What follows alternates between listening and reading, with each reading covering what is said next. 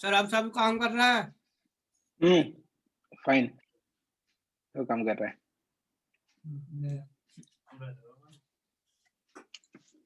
सब आगे क्या? नहीं अभी नहीं आया सर।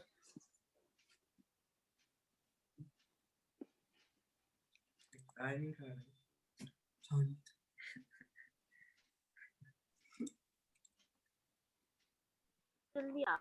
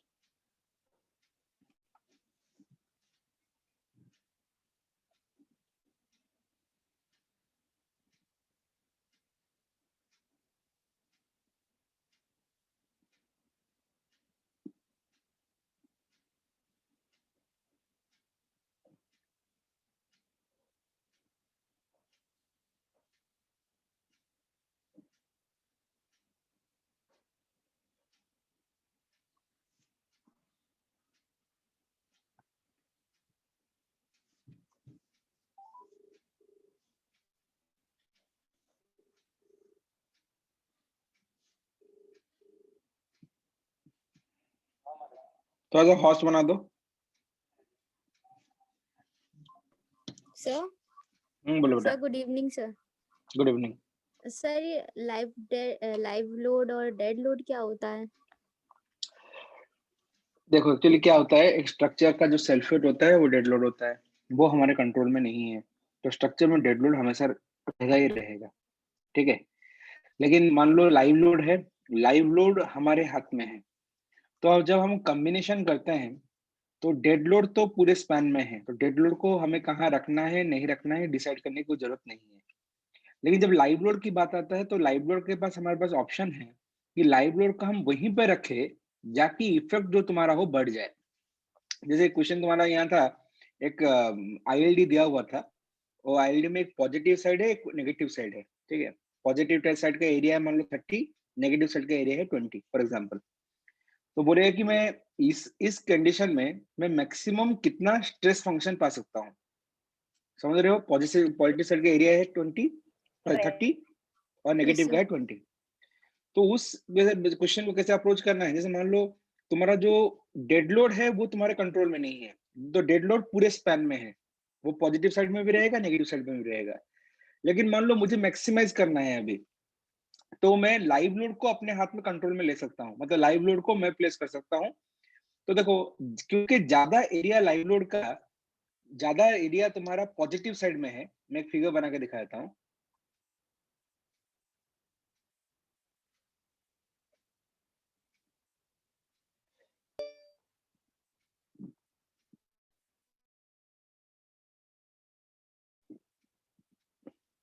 देखो फॉर एग्जांपल एक क्वेश्चन ऐसे दिया है, एक क्वेश्चन ऐसे दिया है जहां पे तुम्हें आईएलडी, सॉरी, जहां पे तुम्हें आईएलडी ही ऐसे दे दिया है। मान लो ये तुम्हारा ऐसे, ये तुम्हारा एक ऐसा आईएलडी है, ये एरिया दिया है 30 मीटर 30 यूनिट्स, और ये एरिया दे दिया है मान लो 15 यूनिट्स। तो तुम्हें कह रहा है कि इसके लिए मैक्सिमम स्ट्रेस फंक्शन कितना होगा। तो देखो डेड लोड तो मेरे कंट्रोल में नहीं है, तो डेड लोड जो रहेगा पूरे स्पैन में रहेगा। तो डेड लोड का जो भी इंटेंसिटी है, डेड लोड में पूरे स्पैन में रख दिया। मान लो 15 किलो न्यूटन पर मीटर का इंटेंसिटी है, तो पूरे स्पैन में रख दिया। तो डेड लोड का इफेक्ट क्या होगा, डेड लोड का इफेक्ट होगा, ये पॉजिटिव एरिया है ये नेगेटिव एरिया है, तो नेट एरिया कितना हुआ ना, पॉजिटिव 15 हुआ। तो डेड लोड का इसे हो जाएगा प्लस पॉजिटिव 15 एरिया में, ये एरिया इनटू इंटेंसिटी कितना ना 15, तो 225 किलो न्यूटन का स्ट्रेस फंक्शन बन गया, स्ट्रेस फंक्शन का intensity due to dead load. अभी लाइव लोड मेरे हाथ में है, मैं लाइव लोड को अपने हाथ से कंट्रोल कर सकता हूँ। अब तुम बताओ लाइव लोड को मैं कहाँ पे रखूं कि स्ट्रेस फंक्शन मैक्सिमम हो। मान लो मुझे मैक्सिमम स्ट्रेस फंक्शन जनरेट करना है। लाइव लोड मतलब क्या, जो इंसान चलते हैं वो लाइव लोड है, मूविंग गाड़ी जो चल रहा है वो लाइव लोड है। Self weight is a dead load, self weight of the structures are dead load, so dead load is always there, live load can be controlled. तो हम डिजाइन करने के टाइम लाइव लोड को ऐसे जगह पे रखते हैं कि स्ट्रेस फंक्शन तुम्हारा मैक्सिमम बन जाए। तो बोलो तुम ही बताओ, मुझे मैक्सिमम स्ट्रेस फंक्शन पाने के लिए मैं लाइव लोड जिसका इंटेंसिटी मान लो 20 किलोन्यूटन पर मीटर है, मैं कहाँ पे रखूं? ये है ए, ये है बी, ये है सी, कहाँ पे रखूं बताओ? सर पॉजिटिव चाहिए ना? पॉजिटिव नहीं, पॉजिटिव चाहिए नहीं, मैक्सिमम चाहिए। पॉजिटिव नहीं मैक्सिमम चाहिए, मैक्सिमम। हाँ, मैक्सिमम पॉजिटिव चाहिए ना, जैसे कल कर रहे मैक्सिमम थे सर। पॉजिटिव नहीं, मैक्सिमम पॉजिटिव नहीं, मैक्सिमम वैल्यू चाहिए, क्योंकि नेगेटिव का एरिया बहुत कम है आज कंपेयर टू पॉजिटिव का एरिया, इसीलिए हम पॉजिटिव पे टारगेट कर रहे हैं। अगर यस सर। उल्टा होता तो हम नेगेटिव टारगेट करते। नेगेटिव अच्छा का एरिया सिर्फ ठीक है 15 ठीक। यूनिट है यस और सर। इसका सिर्फ 30 यूनिट है, ठीक 30 है। 30। तो अब हम क्या करेंगे, क्योंकि पॉजिटिव का एरिया ज्यादा है तो लाइव लोड को मैं सिर्फ यहाँ रख दूंगा, यस सर। लाइव लोड को सिर्फ यहाँ रख टेल दूंगा, टू हेड, क्यों हाँ यस सर। ये रख दिया। अब लाइव लोड के लिए कितना हो जाएगा ना, एरिया हो गया 30, ये पॉजिटिव 30 एरिया हो गया 30 इनटू लाइव लोड का लोड कितना है, लोड लाइव लोड का है मान लो 20, तो 30 इंटू 20 कितना हुआ 600, 60 तो किलोमीटर 600 सॉरी 600 कितना हुआ 825 किलोन्यूटन। स्ट्रेस फंक्शन का वैल्यू कितना हो गया ना 825 किलोन्यूटन। सर 825। अच्छा ये ऐड कर दिया 225 हाँ किलोमीटर। हाँ, क्योंकि अच्छा डेड लोड ठीक तो है। हमेशा आएगा ही आएगा, डेड लोड तो मेरे हाथ में नहीं है ना, डेड लोड तो हमेशा ओके आएगा। सर, टोटल लोड हो गया फिर ये इस एरिया पे हाँ हाँ, मैक्सिमम स्ट्रेस फंक्शन पे, ठीक है। मैक्सिमम स्ट्रेस फंक्शन, तो डेड लोड पूरा रहा, लाइव लोड मेरे चॉइस के तो हिसाब से सर मैं लाइव लोड इसमें को ये रखता माइनस नहीं करेंगे, ये जो हूँ। क्या निगेटिव ना, पार्ट का है जो? ये 15 कहाँ से आया, ये 15 कहाँ से आया, ये 15 आया प्लस 30, ये एरिया है प्लस 30 माइनस 15, ये एरिया है माइनस, ये 15 यूनिट का है।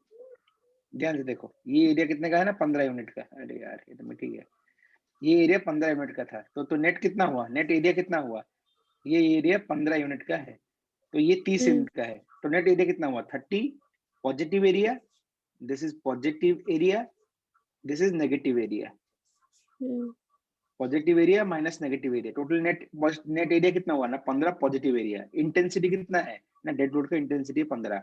हम जानते हैं stress function is equal to area under ILD into intensity of loading, intensity है 15, एरिया अंडर द आईएलडी होगा 15, 30 माइनस 15 इज 15।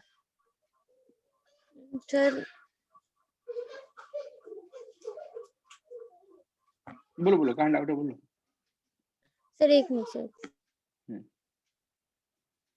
या नंबर चेंज कर दूंगी, 30 का 10 कर दूं, इसको 10 कर देता हूँ, कंफ्यूजन वाले नंबर में yes 15 sir, minus, yes sir आप डिजिट चेंज कर दीजिए। तो मान लो इसको मैं 10 कर देता हूँ। अगर 10 है तो अब मैं करूंगा नेट कितना हुआ 20, नेट कितना हुआ 20, नेट एरिया है 20, 30 माइनस 10, नेट एरिया का 20, 20 इंटू 15 कितना हुआ, 20 इंटू 15 हो गया 300, ये हो गया 300, और ये नीचे आया 600, 300 प्लस 600 कितना हुआ ना 900। अब देख लो,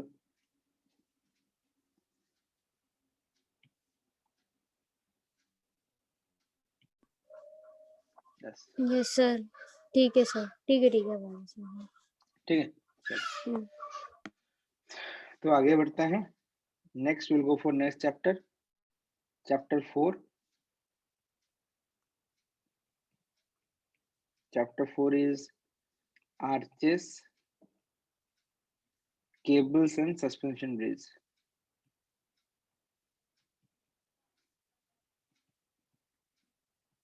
आर्चेस, केबल, सस्पेंशन ब्रिज, आज के डेट में ये एक इंपॉर्टेंट टॉपिक है ईएससी प्रिलिम में, ठीक है। सस्पेंशन I1 और ईएससी प्रिलिम में इंपॉर्टेंट टॉपिक है, और आजकल गेट में भी छोटे मोटे क्वेश्चन ऐसे पूछते लगे हैं, तो इसे इंपॉर्टेंट एरिया, पहले इस एरिया में बहुत कम क्वेश्चन हुआ करते थे, but the recent trend is this topic is important topic. तो first point is what is an arch, what is an arch. Generally बच्चों का मानना होता है आर्च होता है एक कर्व्ड फिगर, अगर उनको पूछो आर्च क्या होता है, वो एक कर्व्ड फिगर बोलेंगे। तो उस कॉन्सेप्शन को दूर करने के लिए मैं दो फिगर बनाता हूँ।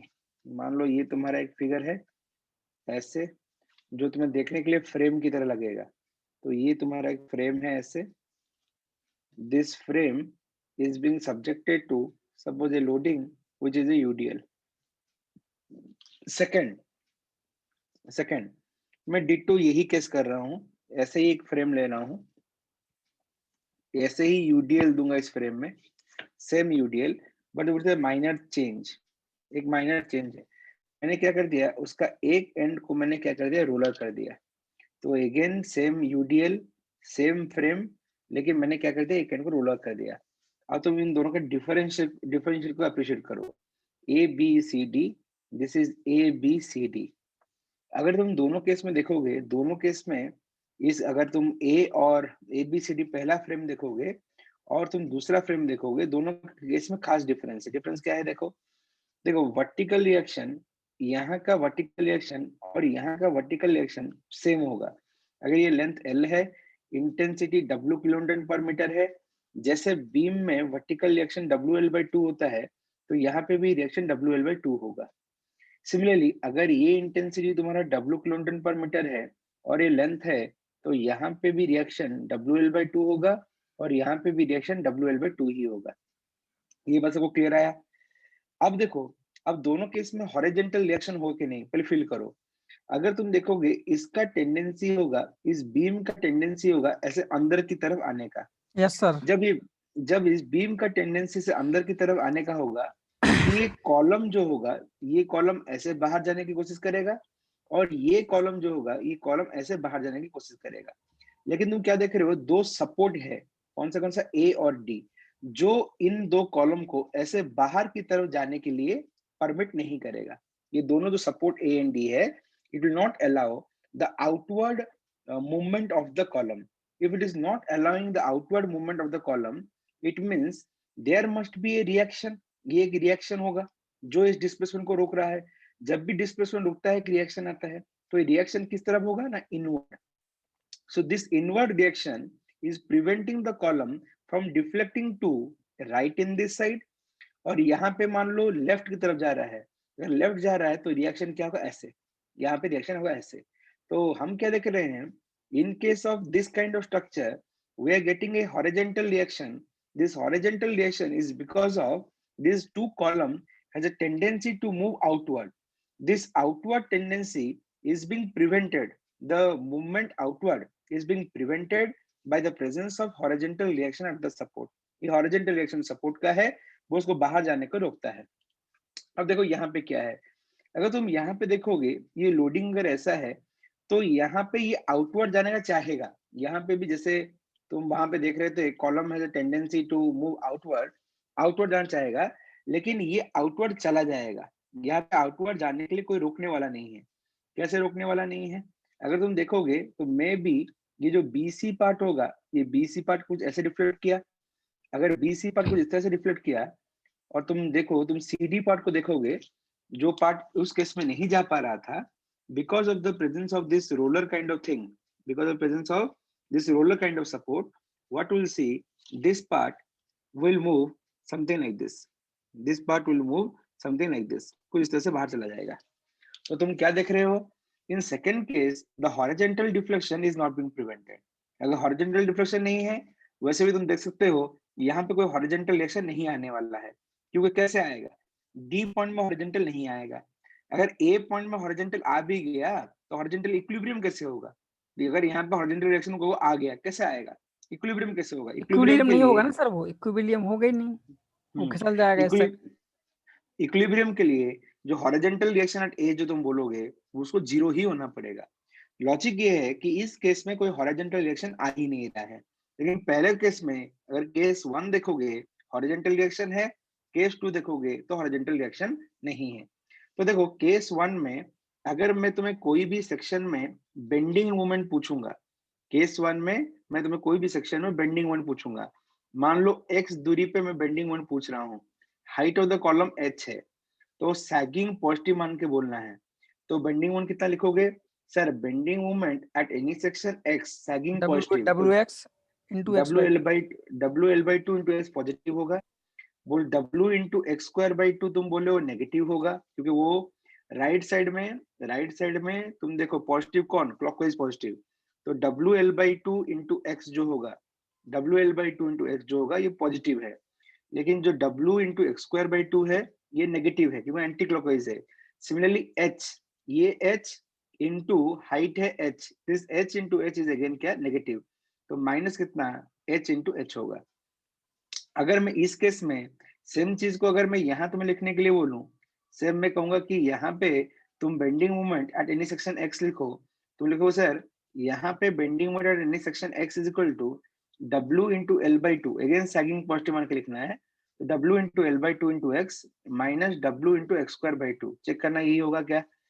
अच्छा, अगर मैं यही लोड को एक बीम में देता, जो तुम यूडीएल देख रहे हो, मैं इस यूडीएल को बीम में देता, अगर मैं यूडीएल को बीम में देता और बीम में bending moment eight same x लिखता, मैं बीम में bending moment eight same x लिखता, ये W किलो न्यूटन पर मीटर है और ये लेंथ कितना है ना, लेंथ इज L, और यहाँ पे मैं x दूरी पे, यहाँ पे x दूरी पे बेंडिंग मोमेंट लिख रहा हूँ।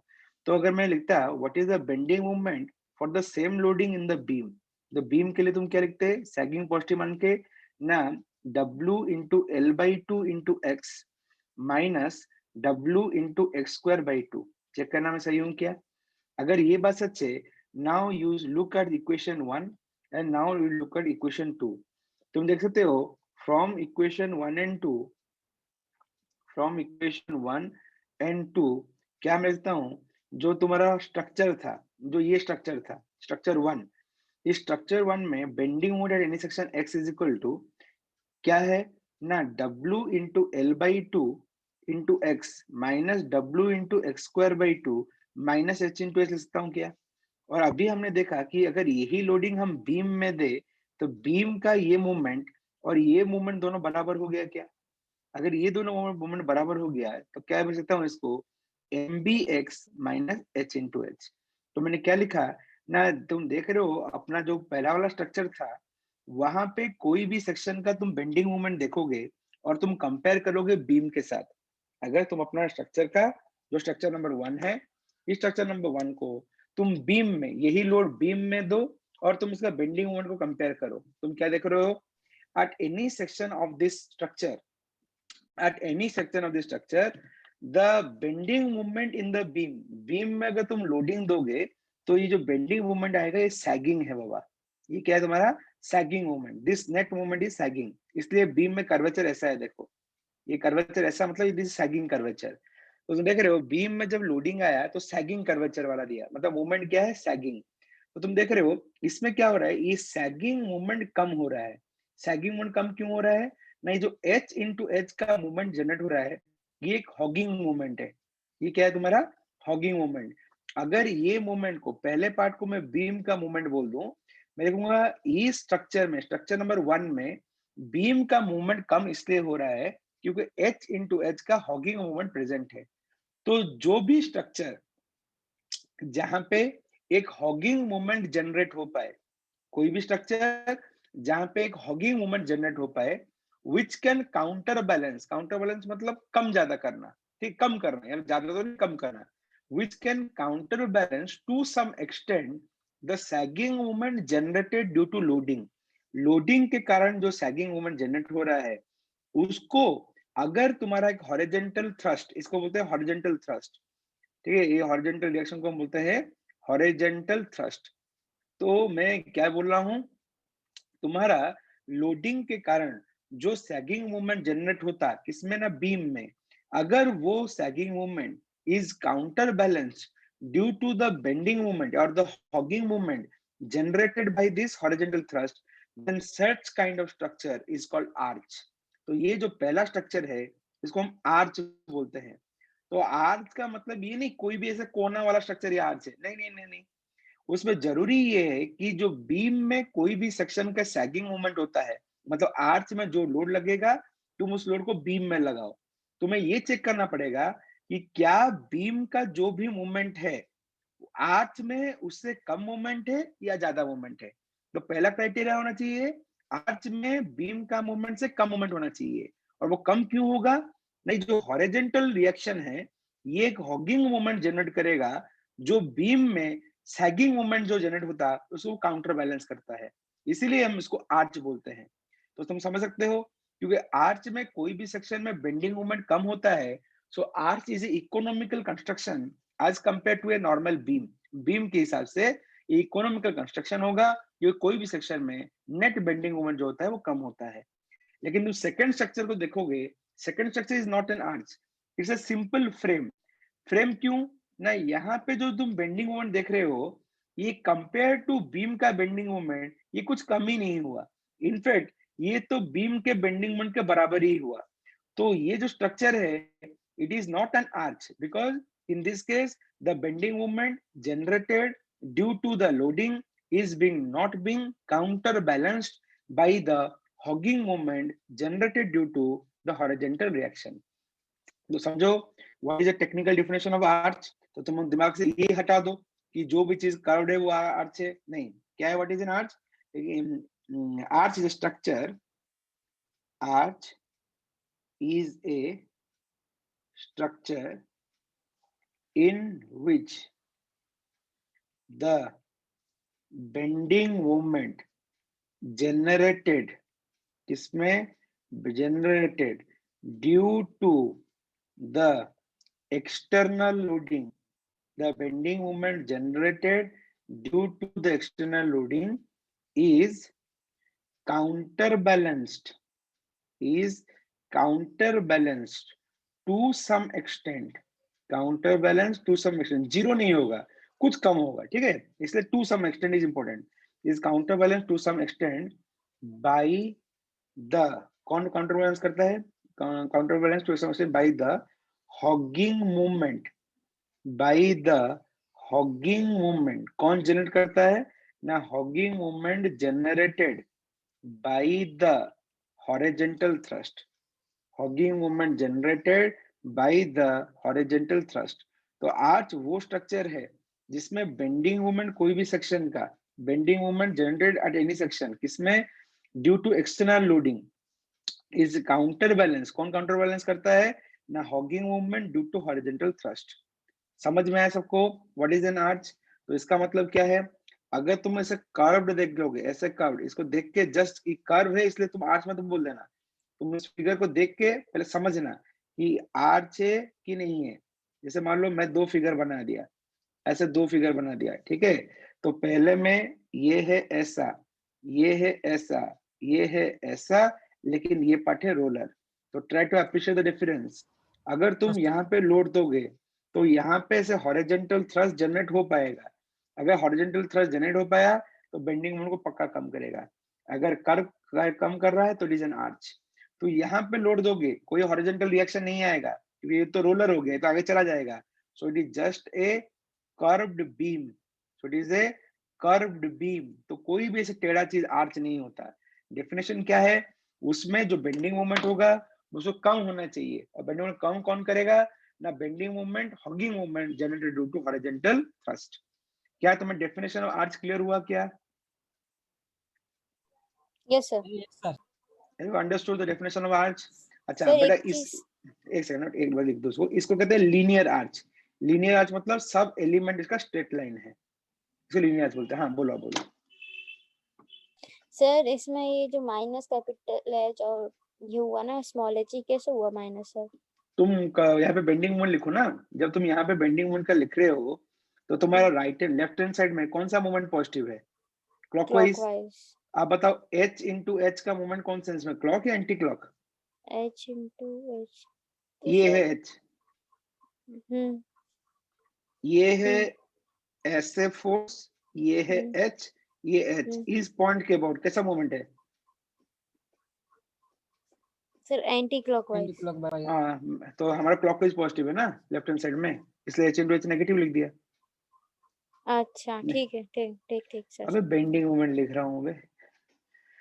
ठीक है, चलेगा सबको? क्या तुम टेक्निकल डेफिनेशन ऑफ आर्च समझ पाए? Yes sir. तुम किसी को भी पूछना, जो जनरल बच्चा, जो जनरल इंप्रेशन होता है कि आर्च क्या है, वो क्या करेगा, कर्व स्ट्रक्चर बना के दिखा देगा, बोलेगा ये आर्च है। इनफैक्ट तुम उसको कर्व्ड बीम को भी दिखाओ, बोले ये क्या स्ट्रक्चर है, पहला चीज को मुंह से निकलेगी वो आर्च है, क्योंकि उसके दिमाग में ये है कि कोई भी चीज कर्व्ड है तो वो क्या है ना, आर्च। लेकिन स्ट्रक्चर में कर्व्ड चीज को नहीं, एक टेक्निकल डेफिनेशन बनाया गया व्हाट इज एन आर्च। अच्छा, तो ये हो गया पहला part 4.1। Now next I will go for 4.2 which is a concept called funicular profile। 4.2 में कॉन्सेप्ट जाऊंगा जिसको मैं कहूंगा funicular profile, not polygon।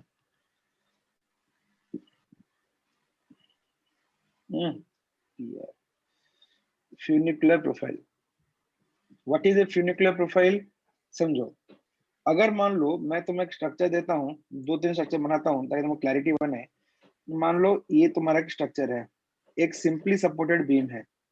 इस सिंपली सपोर्टेड बीम में अगर तुम मान लो एक पॉइंट लोड देते हो, अगर तुम सिंपली सपोर्टेड बीम में पॉइंट लोड देते हो, तो उस केस में the bending moment will look something like this. The bending moment diagram, in fact the BMD will look something like this. Hi Anna, this is the BMD. Similarly, अगर मैं तुम्हें एक simply supported beam ले लूं और इस simply supported beam में अगर मैं यूडीएल दे दूं, सिंपली सपोर्टेड बीम में यूडीएल दे दूं, तो उस केस में जो बीएमडी होगा वो बीएमडी होगा पैराबोलिक। बीएमडी क्या होगा ना, parabolic, which will look something like this. This is a BMD for UDL.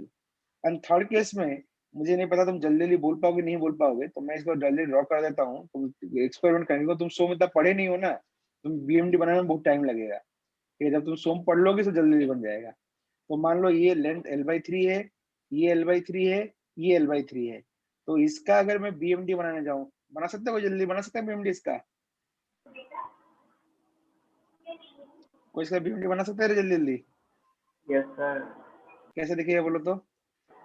ऐसे ही जैसे आप बना रहे हैं। हाँ सर, आपने जो बनाया वही आंसर होगा। ठीक है, नहीं सर, पढ़ाए तो जितना तो पढ़ाए कितना तो बना सकते हैं। इतना बना सकते हो।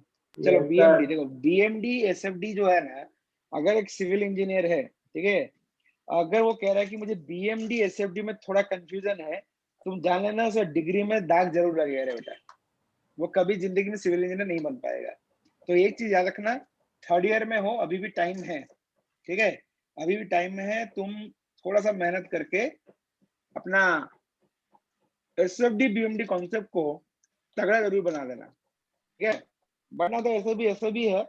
मेरा एक दोस्त था, उसको मैथ्स नहीं आता था, बार बार बना सीखते से बार बार भूल जाते हैं, समझ नहीं आता सर, ये बहुत कंफ्यूजिंग हो लगता है। याद करोगे तो भूल जाओगे। कंफ्यूजिंग नहीं, देखो एक्चुअली क्या है कि मैं तो ऐसे कॉलेज के पढ़ाई में कमेंट नहीं करता, लेकिन क्या है, कॉलेज के प्रोफेसर के पास नॉलेज तो है, मतलब टैलेंटेड तो है, उनको आता था बहुत कुछ है, लेकिन उनको एक चीज नहीं आता कि पढ़ाना कैसा है। ठीक है, शायद वो इसलिए नहीं आता कि उनका शायद एज गैप इतना ज्यादा हो गया है कि उनको नहीं पता कि आज के जमाने में बच्चे का रिक्वायरमेंट क्या है और वो पढ़ा क्या रहे हैं, शायद इसलिए वो इतना कम्युनिकेट नहीं कर पा रहे हैं। Yes sir.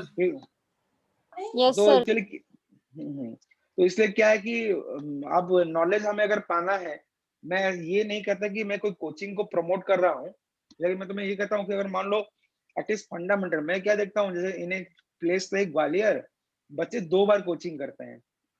पहले बार कोचिंग करते हैं वो थर्ड ईयर फोर्थ ईयर में कोचिंग करते हैं, जो लोकल कहीं पे भी कोचिंग में वो कोचिंग कर लेते हैं। अब लॉजिक उन बच्चों का ये होता है कि नहीं, उनको लोकल कोचिंग से ज्यादा उम्मीद तो नहीं होता, लेकिन उनको लगता है कॉलेज में तो कुछ ही नहीं सीख रहे हैं या टीचर को सिखा भी नहीं रहा है, तो उस बहाने से लोकल कोचिंग में मान लो सब फैकल्टी तो अच्छे नहीं मिलेंगे, मान लो 1-2 अच्छा भी मिल गया, तो जो सब्जेक्ट में अच्छा मिलेगा एटलीस्ट वो सब्जेक्ट हमारी इंप्रूवमेंट हो जाएगा।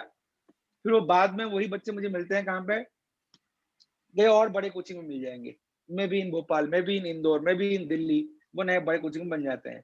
अब वो बड़े कोचिंग में क्यों आते हैं? सर भोपाल और इंदौर में सर कोचिंग कहाँ पे चाहिए सर? इंदौर।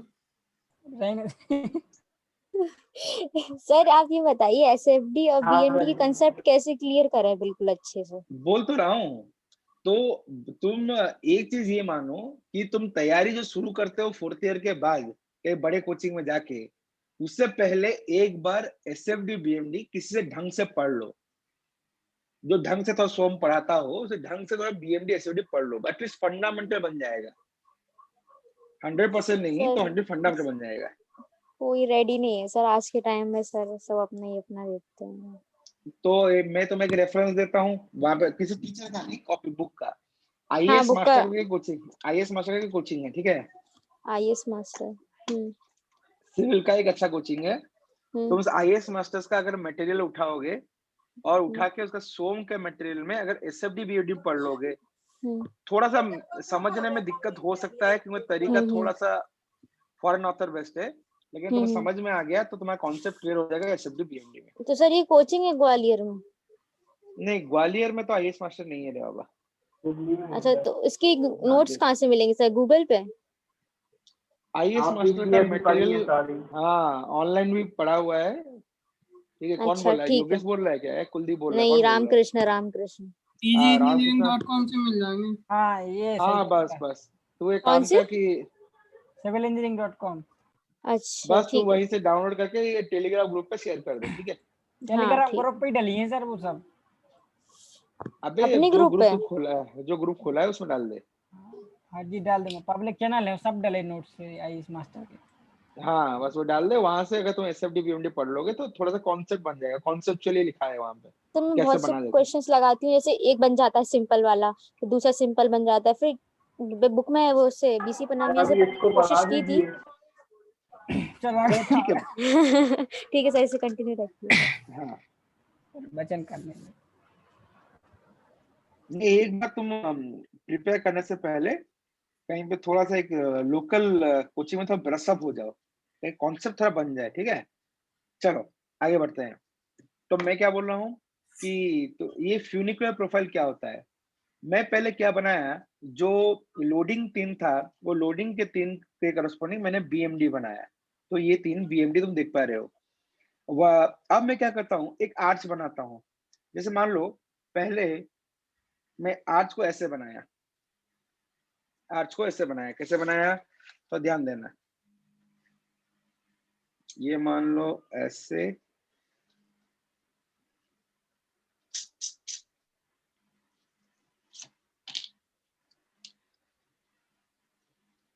मान लो ये तुम्हारा ऐसे,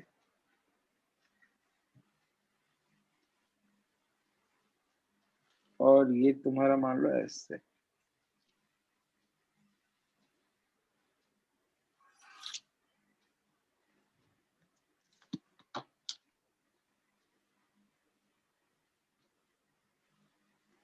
ठीक है, मैंने क्या किया, आर्च को ऐसे बनाया। तुम देख पा रहे हो, एक चीज देखना, ये हिंज नहीं है, कंफ्यूजन हो जाएगा, हिंज नहीं है ऐसे, this is not N hinge. तो तुम क्या देखोगे, ये ऐसे और ऐसे है, और यहाँ पे तुमने क्या किया, एक लोड लगाया। तुम देखना, तुमने जो लोड लगाया है पी, तुमने जो लोड लगाया पी, क्या पी के करस्पॉन्डिंग ये जो आर्च का शेप है, पी के करस्पॉन्डिंग जो आर्च का शेप है, और पी के करस्पॉन्डिंग जो बीएमडी है, पी के करस्पॉन्डिंग जो आर्च का शेप है और पी के करस्पॉन्डिंग जो बीएमडी है, सिंपली सपोर्ट बीम में, क्या दोनों सेम है क्या? ये Yes, sir. बीएमडी को इस आर्च से नहीं, कंपेयर करो। नहीं है सर, क्या सेम नहीं, क्या अलग अलग है बताओ तो। जैसे रोलर लगा है, इधर इंज लगा है। अबे मैं बीएमडी का शेप को बोल रहा हूँ, मैं तुम्हें शेप रोलर तो हिंज सेम है कंपेयर। सर। हाँ शेप तो तो तो सेम है। शेप तो सेम है सर। हाँ हाँ, तो वो हम क्या कहते हैं, if the shape, if the shape of a structure, if the shape of a structure is same as BMD, same as free BMD, shape of the structure is same as free BMD, then such profiles, are called funicular. Such profiles are called funicular profiles. अच्छा, बात समझाता हूँ क्या इसका मतलब है। Second property क्या होता है, for a funicular profile, for a funicular profile, the bending moment at any section, for a funicular profile, the bending moment at any section is 0. खास बात क्या आता है ना, bending moment at any section is 0। Meaning क्या है, देखो पहले तुम प्रोफाइल को देखो, तुम यहाँ पे कंस्ट्रक्शन किए हो, एक रिजिड कंस्ट्रक्शन है, मतलब कंक्रीट स्टील से बना हुआ कंस्ट्रक्शन है, तुमने ऐसा कंस्ट्रक्शन किया है। कंस्ट्रक्शन करके तुमने इसको आर्च बनाया है, आर्च के लिए दोनों सपोर्ट में हिंज होना चाहिए, दोनों सपोर्ट हिंज लगाया, लेकिन तुम उसका शेप देखो, क्या ये जो जो जो में शेडेड एरिया है, शेडेड पोर्शन है, क्या ये शेडेड पोर्शन का जो शेप है, क्या इस बीएमडी के शेप के साथ मैच कर रहा है क्या? अगर इस बीएमडी के शेप के साथ मैच कर रहा है तो this is A funicular profile. Funicular मतलब क्या है, तुम इसका कोई भी सेक्शन में जाओ। अबे तुझे अभी पढ़ने के लिए बोला था, तू अभी बैठ के ढूंढ के इसको भेज रहा है अभी ग्रुप में है। क्या सोम लिख के भेज दिया? ये क्या पगला गया है भाई?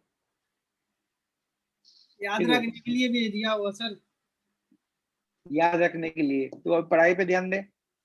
अच्छा, ध्यान दे, मैं क्या बोलना चाहता हूँ, क्या हमने देखा कि the shape of the structure is corresponding to free BMD. हाँ, उसको हम बोलते हैं क्या? तेरे को मैं पीटूंगा बैठ के। आ गया सर।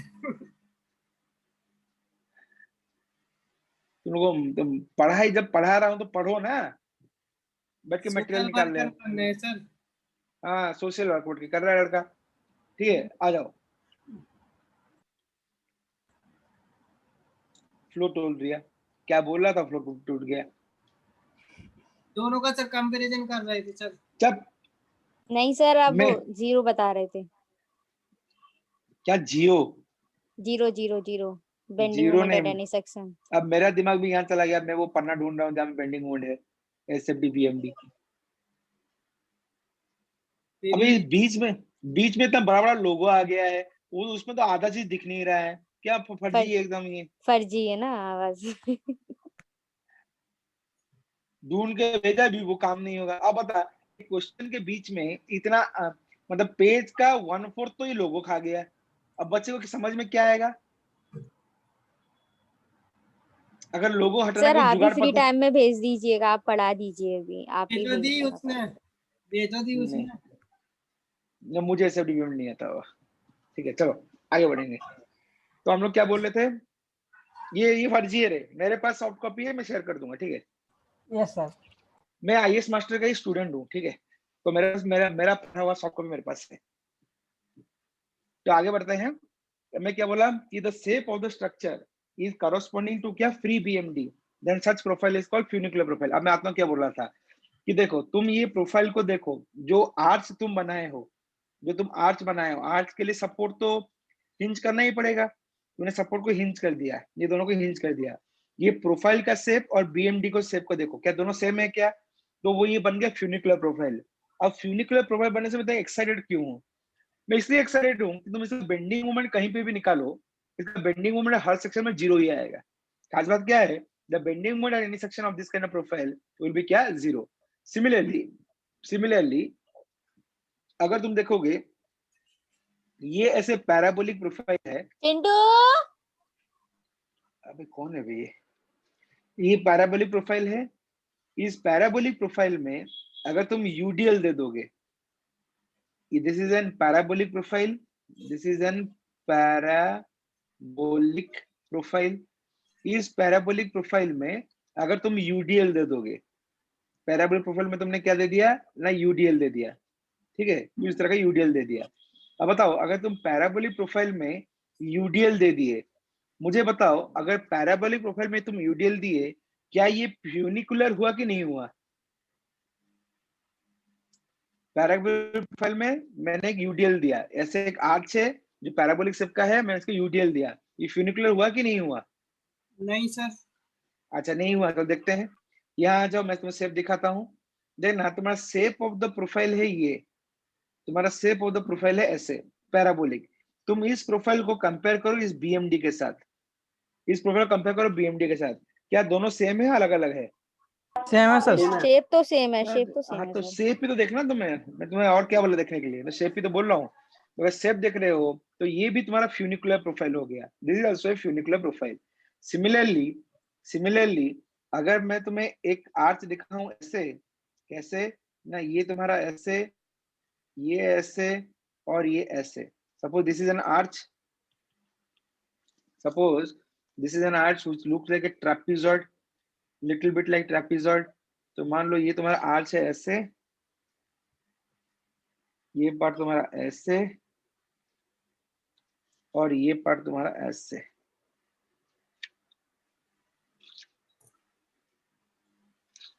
तो मान लो ये तुम्हारा ऐसा है। Suppose this is your arch. देख पा रहे हो आर्च क्यों है, मैं ऑलरेडी डिफाइन कर चुका हूँ, दिस इज एन आर्च। और यहाँ पे ऐसे पॉइंट लोड लगा है P, यहाँ पे ऐसे पॉइंट लगा है P। अब तुम कंपेयर करो, जो दो चीज मैं बोलना चाहता हूँ, यू कंपेयर दिस प्रोफाइल, कौन सा प्रोफाइल ना? ये प्रोफाइल को तुम कंपेयर करो, you compare this profile with the BMD, corresponding to this point load. जैसे तुम पॉइंट लोड अगर बीम में लगाओ, ये पॉइंट लोड को तुम बीम में लगाओ और पॉइंट लोड को बीम में लगा के तुम बीएमडी बनाओ, पॉइंट लोड बीम को लगा के इस बीएमडी को बनाओ, तो ये शेप को तुम इसके साथ कंपेयर करो, क्या दोनों सेम है क्या? Yes sir. Yes sir. So this is again a funicular profile. So all these three that I have shown is a funicular profile. Why it is a funicular profile? The shape of the profile is corresponding to free BMD. कोई बोले sir free BMD आपने नहीं बताया, बेटा तुम free BMD तुम automatic समझ गए हो। फ्री BMD का मतलब क्या है? तुम्हारा स्ट्रक्चर में जो लोडिंग है, जैसे मान लो पॉइंट लोड, मान लो तुम्हारा UDL, मान लो तुम्हारा स्ट्रक्चर में लोडिंग है कौन तुम्हारा, जैसे मान लो दो पॉइंट लोड, बेटा यही लोडिंग को अगर तुम सिंपली सपोर्टेड बीम में लगाते हो, मतलब स्ट्रक्चर का लोडिंग को तुम सिंपली सपोर्टेड बीम में लगा रहे हो और सिंपली सपोर्टेड बीम में लोड को लगा के तुम बीएमडी ड्रॉ कर रहे हो। तुम क्या कर रहे हो? स्ट्रक्चर में जो लोडिंग है उसी लोडिंग को तुम सिंपली सपोर्टेड बीम में लगा रहे हो, सिंपली सपोर्टेड बीम में लगा के बीएमडी ड्रॉ कर रहे हो, but that is called your free BMD. तो ये जो तीनों मैंने बनाया है, इस तीनों को मैं बोलूंगा फ्री बीएमडी। फ्री बीएमडी क्यों?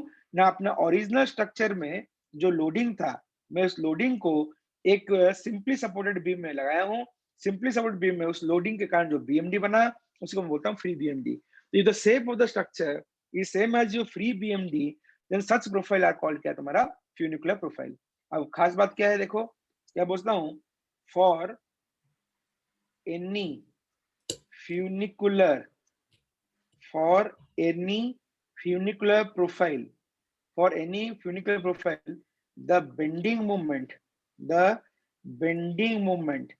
at any section,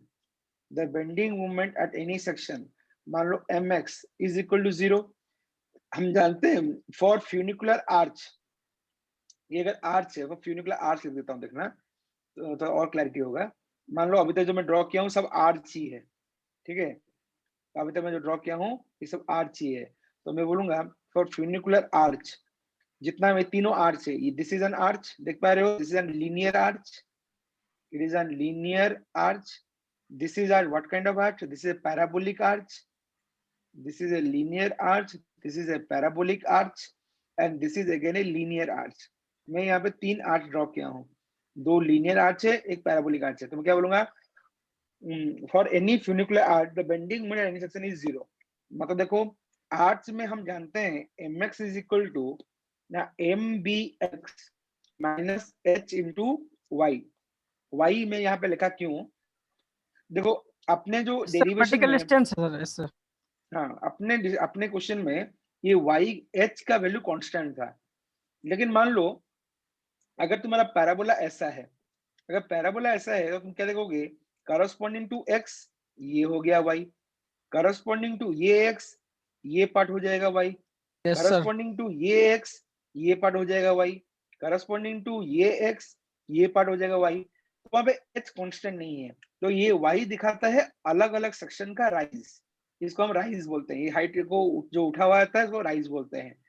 क्योंकि rise is not constant, so instead of h I have represented the rise by y, because the height is not constant I have represented the rise by क्या y।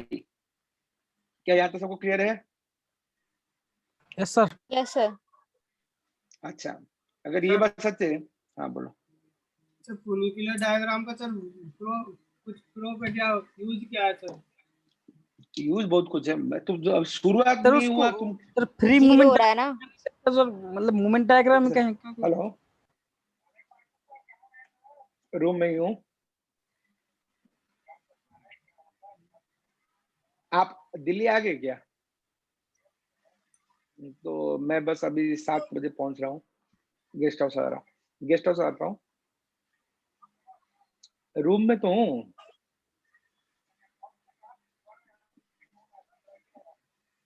तो ठीक है, तो फिर मैं तो अपने रूम में ही हूँ, आप आ जाओ रूम में। मैं सागर सर को बुला दो, उनका तो रिकॉर्डिंग खत्म हो गया होगा।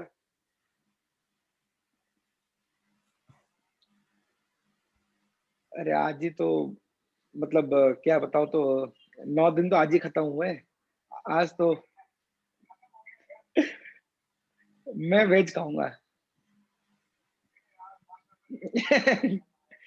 ठीक है चलो, चिकन ठीक है, चिकन बना देता हूँ, ठीक है। नहीं, मैं आपके भरोसे रहेंगे तो रात को खाना नहीं मिलेगा। मैं कह देता हूँ, मैं एक जगह जानता हूँ, मैं वहां से लाके दे दूंगा उसको लाके। अरे काट के देगा, सामने ही काट के देगा। ठीक है, हाँ बोलो। नहीं, मेरा पेट खराब हो जाएगा, मैं 9 दिन से खाना नहीं खाया था, अभी वो ग्रेवी भी खाने में पेट खराब हो जाएगा। प्लेन बनाता हूँ एकदम, प्लेन प्लेन चावल और प्लेन राइस, मतलब प्लेन इसमें नॉर्मल क्या बोलूंगा, ड्राई टाइप का। ठीक है, सागर सर को बुला देना, सागर सर ही बोल लेते खाएंगे, बोल लेते, भूख लगा था उनको। कितने बजे आओगे? अभी तो 6:30 बजे है। नहीं नहीं, 6, 6:30 भी नहीं, 6:15-20 हुआ ऐसा कुछ। हाँ 6:20 हो गया। 8 बजे आ जाओ। 8, 8:30, हाँ ठीक है।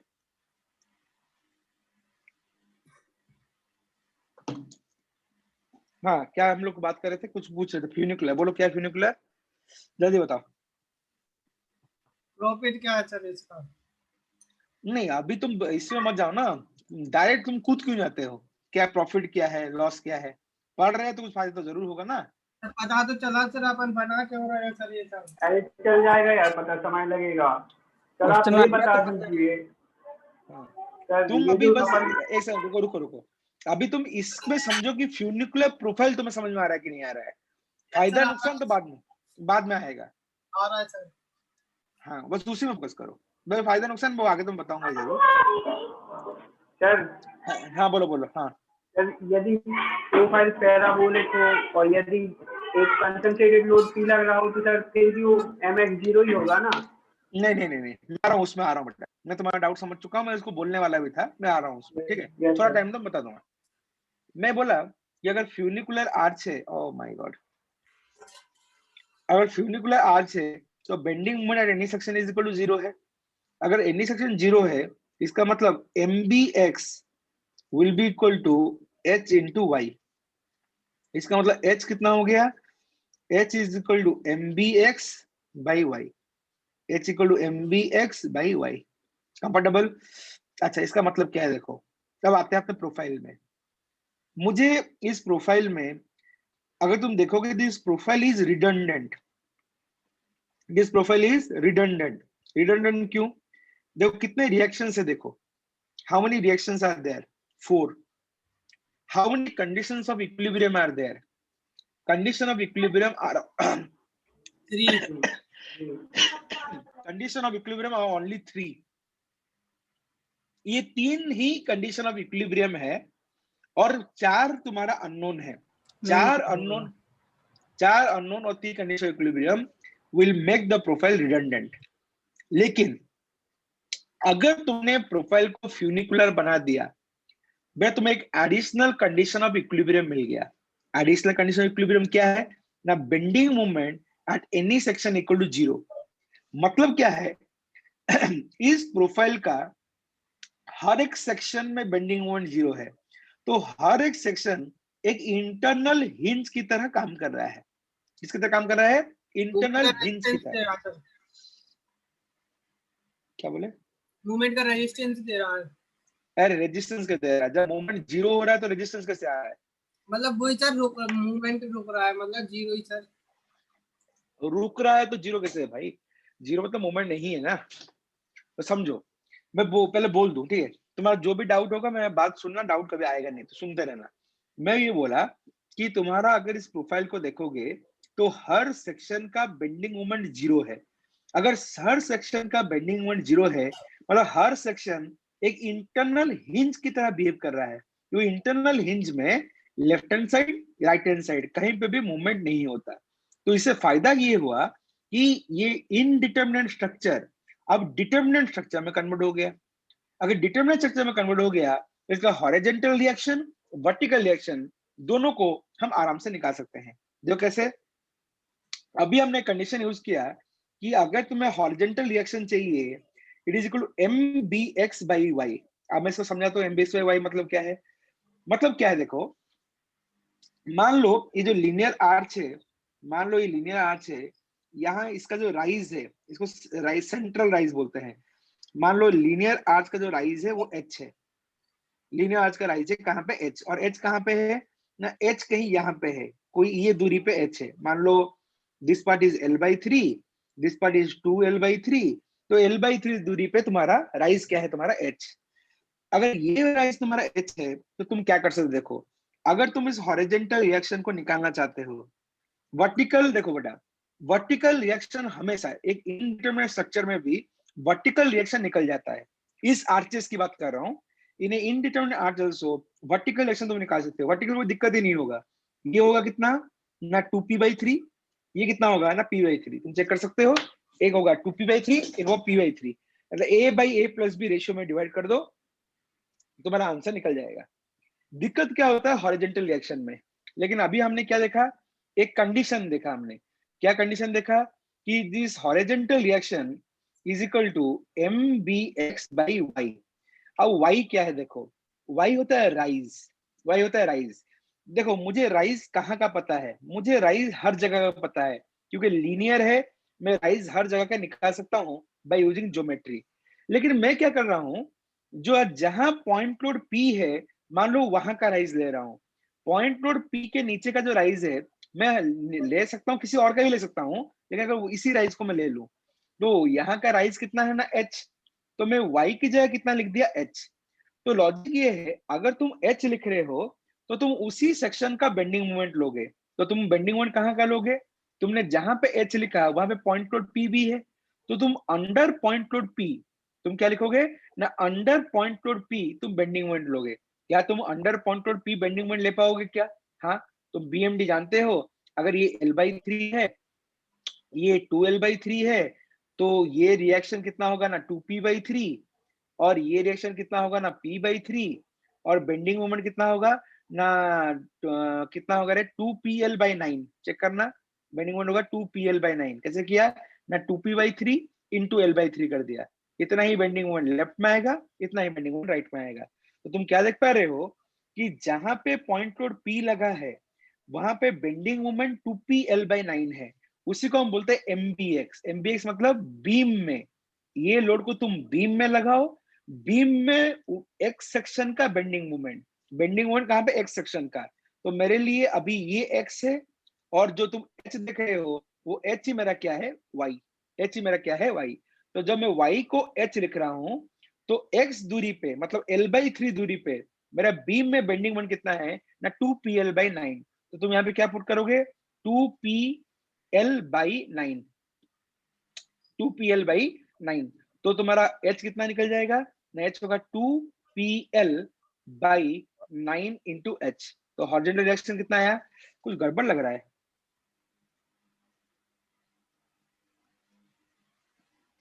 हॉरिजॉन्टल रिएक्शन में L कैसे आ सकता है,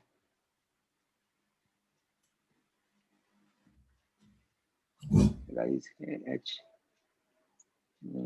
2pl/l/3, हाँ आ रहा है, कैंसिल आउट नहीं हो रहा है, हाँ ठीक है। तो h कितना हो गया, दिस इज 2pl कितना 9 into h, 2pl/9 into h। देखो जो स्ट्रक्चर इनडिटरमिनेट था, due to the presence of a funicular profile, bending moment हर सेक्शन का 0 है, तो मैं बेंडिंग मोमेंट ऐसे जगह पे यूज कर दिया जहां पे मेरे को y का वैल्यू पता था, तो मैंने y का वैल्यू पुट किया, mbx का वैल्यू पुट किया, और h का वैल्यू निकल गया। अब मैं बोलता हूँ इसका एडवांटेज क्या है फ्यूनिकुलर प्रोफाइल का। देखो जनरली हम जो बीम सब बनाते हैं, बीम में प्रिडोमिनेंट फोर्स होता है बेंडिंग, और बेंडिंग को बचाने के लिए, अगर बेंडिंग को रेजिस्ट करने के लिए हमें क्या करना पड़ता है, छोटे सेक्शन को नहीं बड़ा सेक्शन यूज करना पड़ता है। मतलब इसी सेक्शन को हम क्या करते हैं, ऐसे बड़ा बना के यूज करते हैं।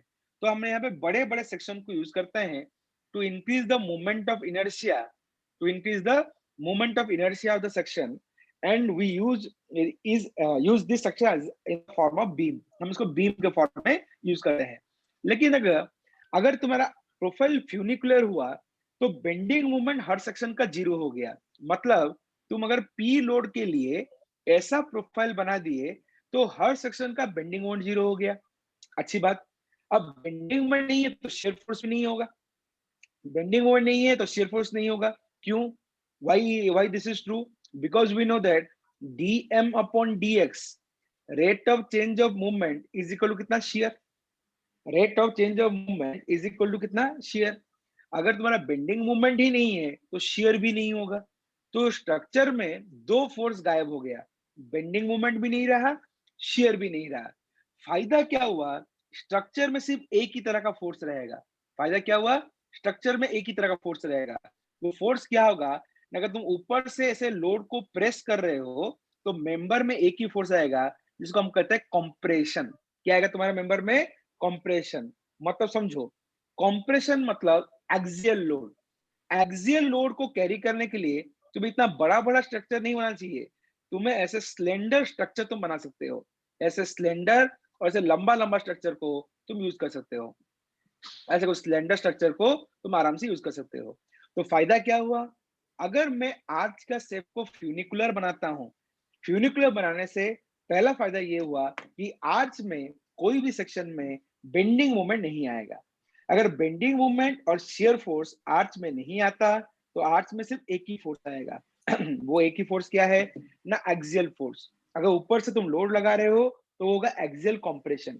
अगर एक्सियल कंप्रेशन एक ही लोड है तो मुझे बड़ा बड़ा स्ट्रक्चर यूज करने की जरूरत नहीं है, मैं पतला पतला लंबा लंबा, जिसको हम कहते हैं स्लेंडर स्ट्रक्चर्स, तो भी यूज कर पाऊंगा। तो इससे क्या होगा? You will get economy in construction. क्या होगा तुम्हारा? the construction will be what? economical as compared to a normal beam, where material cost जो होगा वो हाई होगा। material cost क्या होगा ना? हाई होगा। इसीलिए हम आर्च को ऐसे फ्यूनिकुलर आर्च बनाने की कोशिश करते हैं। अच्छा कोई कहे सर एक चीज बताइए, अगर मान लो ये पी लोड है, हमने इस लोड को 10 केजी के लिए डिजाइन किया था, कल को ये लोड बढ़ के 20 केजी हो जाएगा या ये लोड बढ़ के 30 केजी हो गया, क्या ये फ्यूनिकुलर रहेगा? Answer is yes. मुझे लोड के मैग्नीट्यूड से मतलब नहीं है, जब तक यहाँ पे एक ही पॉइंट लोड है तब तक ये फ्यूनिकुलर है। वो 10 केजी हो, वो 20 केजी हो, वो 30 हो, 50 हो, 100 हो, it is funicular. The arch में फेल ड्यू टू क्रशिंग, मतलब बहुत बड़ा पी होने से बहुत बड़ा कंप्रेशन होगा। अगर बहुत बड़ा कंप्रेशन होगा तो मे बी बकल करके आर्च फेल कर जाएगा, वो अलग चीज है। लेकिन arch will be A funicular profile for any magnitude of P. हम बहुत बड़ा पी की बात नहीं कर रहे हैं, विद इन इलास्टिक लिमिट। अगर पी का वैल्यू कुछ भी है तो ये फ्यूनिकुलर होगा। कोई मुझे सेकंड सवाल पूछेगा, सर एक चीज मानिए, एक पी लोड था, मतलब मैं अकेला चल रहा था, कल को मैं अपने दोस्त को अपने साथ लेके आऊं और मैं इस आर्च के ऊपर चलूंगा, मतलब मैं भी जा रहा हूं, मेरा दोस्त भी जा रहा है, तो क्या ये फ्यूनिकुलर होगा? बेटा नहीं होगा। अगर दो लोड सिस्टम है तो दो लोड सिस्टम के लिए फ्यूनिकुलर प्रोफाइल ऐसे ट्रैपीजॉइड होता है। दो लोड सिस्टम के लिए फ्यूनिकुलर प्रोफाइल ट्रैपीजॉइड होता है, लेकिन तुम्हारा प्रोफाइल ऐसे लीनियर ट्रायंगल है। इसका मतलब क्या है? अगर तुम्हारा मैग्नीट्यूड ऑफ लोड चेंज होता है, सिर्फ पी का मैग्नीट्यूड चेंज होता है, तब वो प्रोफाइल फ्यूनिकुलर रहता है। सर शेप लेकिन सेंस सही रहे, वैसी रहेगी। हाँ, मतलब शेप तो चेंज नहीं हो सकता ना, ये स्टील है, ये कंक्रीट है, तो शेप तो वही रहेगा। बस ये है कि इंटरनल फोर्स डेवलप होंगे कि नहीं होंगे। अगर बेंडिंग सिर्फ मूवमेंट का बोल रहे हैं सर हम। बेंडिंग मोमेंट का क्या बोल रहे थे बताओ? बीएमडी बोल रहा है कि यदि लोड लगाएंगे मतलब उसी पॉइंट पर बढ़ाएंगे घटाएंगे तो शेप वही रहेगा ना। बेंडिंग मोमेंट तो जीरो है, बेंडिंग मोमेंट तो है ही नहीं। बेंडिंग मोमेंट कहाँ आया? अब तो बोलो बेंडिंग मोमेंट जीरो है। आर्च में बेंडिंग मूवमेंट नहीं आएगा क्योंकि फ्यूनिकुलर प्रोफाइल है। इसी चीज बात को चल रहा है। हम क्या लिखा है? बेंडिंग मूवमेंट, सॉरी, हमने क्या लिखा है यहाँ पे? Bending movement at any section is zero. तो तुम बेंडिंग मूवमेंट के पीछे कहाँ भाग रहे हो? बेंडिंग मूवमेंट तो है ही नहीं। ध्यान से सुनो मैं क्या बोल रहा हूँ। तो मैं क्या बोला कि अगर इस पी की जगह में अगर एक पी और लगा दूं, एक पी और लगा दूं, तो इसके लिए ये फ्यूनिकुलर नहीं रहेगा। अब क्या होगा? इसी आर्च में बेंडिंग मोमेंट आ जाएगा। क्यों आ जाएगा? क्योंकि ये डबल पी लोड के लिए मुझे प्रोफाइल चाहिए था ऐसे ट्रैपीजोइडल प्रोफाइल, लेकिन ये आर्च तो तुमने कंक्रीट का बनाया, ये आर्च को तुमने स्टील का बनाया है, तो जो से बना दिए हो वो तो बना रहेगा, वो तो चेंज नहीं हो सकता। तो अगर पैटर्न ऑफ लोडिंग चेंज हो जाएगा, क्या बोला? पैटर्न ऑफ लोडिंग चेंज हो जाएगा, मतलब पॉइंट लोड यूडीएल हो गया, पॉइंट लोड दो पॉइंट लोड में लग गया, तो उस केस में तुम्हारा आर्च का profile will no longer be funicular. The तो आर्च अभी फ्यूनिकुलर नहीं रहेगा। अगर नहीं रहेगा तो उसमें बेंडिंग मोमेंट, उसमें शियर फोर्स, सभी तरह का फोर्स आएगा। लेकिन जब तक तुम्हारा इस आर्च में सिर्फ एक ही पॉइंट लोड, इस आर्च में सिर्फ यूडीएल और इस आर्च में ऐसे 2 पॉइंट लोड लग रहा है, तब तक ये प्रोफाइल सब है फ्यूनिकुलर। इस पी का कुछ भी वैल्यू, ये 10 को ये 10 करो, फिर इसको 20 को इसको 20 करो, तो सर इसको मैं 25 कर दूंगा और इसको मैं 30 कर दूंगा, ये फ्यूनिकुलर रहेगा ना? 25-30 पे फ्यूनिकुलर नहीं रहेगा। ये 25 है तो इसको 25 ही होना पड़ेगा, तब ये फ्यूनिकुलर प्रोफाइल है। तो हम क्या करते हैं कि अगर आर्च का जो पैटर्न ऑफ लोडिंग सेम है, मैग्नीट्यूड नहीं, if the pattern of loading remains same in a funicular arch, then the arch will always remain funicular. But if the pattern of loading changes, अगर loading pattern change हो जाएगा तो arch funicular नहीं रहेगा। नहीं रहेगा तो क्या होगा ना, उसमें बेंडिंग मोमेंट आएगा। अगर बेंडिंग मोमेंट आएगा तो उस आर्च के लिए हमें बेंडिंग मोमेंट के लिए भी डिजाइन करना पड़ेगा। लेकिन आर्च अगर मान लो ये ऐसे पैराबोलिक है और तुम्हें पता है कि यहाँ पे यूडीएल ही प्रिडोमिनेंट लोड है, तो इस केस में तुम्हें आर्च को डिजाइन करने के लिए बेंडिंग मोमेंट कंसीडर करने की जरूरत ही नहीं है। तुम क्या कंसीडर करोगे, सिर्फ एक्सियल फोर्स कंसीडर करके तुम आर्च को बना सकते हो। क्या कंसीडर करके ना, एक्सियल फोर्स कंसीडर करके इस आर्च को बना सकते हो। तो यहाँ पे अगर मैं वर्टिकल रिएक्शन में आ जाऊं तो कितना होगा ना, this is WL/2, this part will be WL/2। ये फ्यूनिकुलर प्रोफाइल है, उसी कॉन्सेप्ट में इसका मैं फोर्सेस निकाल लेता हूं। तो ये WL/2 है, ये भी WL/2 होगा। ये हॉरिजॉन्टल रिएक्शन H है, अगर ये हॉरिजॉन्टल रिएक्शन H है और इसका सेंट्रल राइज को अगर मैं H कह दूं तो ये H कितना हो जाएगा। देखो मैं सेंट्रल राइज लिख रहा हूं तो L/2 पे राइज लिखा। अगर L/2 में राइज लिखा तो मैं बेंडिंग मोमेंट एट L/2 ही लिखूंगा। बेंडिंग मोमेंट कहां पे लिखूंगा, L/2 पे। और L/2 में बेंडिंग मोमेंट कितना ना, WL²/8। अगर WL²/8 है तो हॉरिजॉन्टल रिएक्शन कितना होगा, WL²/8H। ये कितना होगा, WL²/8H। तो देखो ये एक इनडिटरमिनेट स्ट्रक्चर था, लेकिन तब भी हम हॉरिजॉन्टल रिएक्शन को निकाल पाए। क्यों, ये फ्यूनिकुलर प्रोफाइल है, हर जगह पे इसका बेंडिंग मोमेंट 0 है, यहाँ पे एक ही तरह का फोर्स है, हर मेंबर में कंप्रेशन आ रहा है। कैसा फोर्स, कंप्रेशन। क्यों, अगर ऐसा स्ट्रक्चर है तो ऊपर से दबा रहे हो, अगर ऊपर से दबाओगे तो हर मेंबर का हर एलिमेंट में क्या आएगा ना, कंप्रेशन ही आएगा। अब यहाँ आ जाओ, अगर तुम इस आर्च को देखोगे तो ये फोर्स तो सिमेट्रिकल है, तो ये पीपी होगा। अगर ये सिमेट्रिकल है तो यहाँ आ जाओ, अगर आर्च का मैं राइज देख लूं, अगर मैं आर्च का राइज, यहाँ पे राइज में ये लेता हूँ H, तो मैं जहां का राइज लिया हूँ वहां का बेंडिंग मोमेंट लूंगा, जहां का राइज लिया हूँ वहां का बेंडिंग मोमेंट लूंगा। तो मैं इस बीच वाले L/3 का राइज लिया हूँ, अगर मैं बीच वाले L/3 का राइज लिया हूँ तो बीच वाले L/3 का बेंडिंग मोमेंट देखो, बीच वाले L/3 का बेंडिंग मोमेंट कितना होगा ना, PL/3। तुम कैलकुलेशन करना, यही आएगा। ये बीच वाले L/3 का बेंडिंग मोमेंट कितना आएगा, PL/3। अगर ये PL/3 है तो H कितना होगा ना, PL/3, और वहां पे राइज कितना है ना, H। तो horizontal thrust equal to PL by कितना, 3H। तो कंक्लूजन क्या हुआ, very important conclusion, let me conclude first of all. तो अभी हमने देखा कि आर्च जो है एक रिजिड कंस्ट्रक्शन है, मतलब कॉन्क्रीट स्टील इससे बनता है। तो मैं क्या लिखूंगा कंक्लूजन ना, arch is a rigid construction. Arch is a rigid construction, मतलब कॉन्क्रीट स्टील का बनता है। Hence the profile of arch is funicular if the profile of arch is funicular only for the given pattern of loading। जो pattern of loading है उसके लिए वो funicular है।